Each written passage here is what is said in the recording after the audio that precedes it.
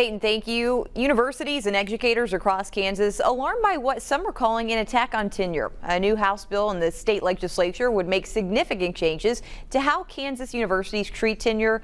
Proponents say there is cost-saving potential, but opponents say it would hurt the recruitment and retention efforts. Cale Chapman spoke with Kansas educators about the issue. Officials, educators, and students from state universities in Kansas coming together to speak out against a new House bill that would change tenure for university staff.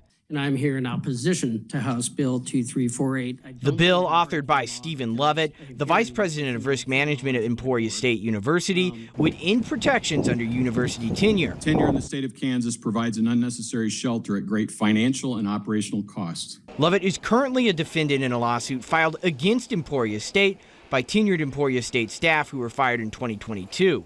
Something that many educators in Kansas say the bill would make easier to do. Yes, that language would very clearly make employment less secure for faculty members at Kansas colleges and universities.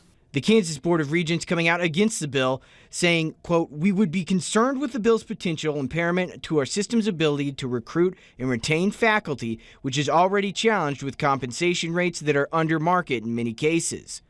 A point echoed by Norman Phillip, chair of the Kansas Council of Faculty Senate Presidents.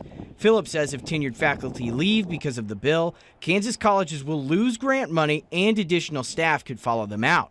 There is a likelihood that if they go, they're going to take their grant and research dollars with them, and possibly, once they're shifted, bring their entire lab over as well. In Wichita, Cale Chapman, 12 News. Hey, 12 News reached out to Emporia State for comment, and they say the university has nothing to do with that bill and that Lovett submitted it as a private citizen. The Judiciary Committee is expected to revisit the bill sometime next week.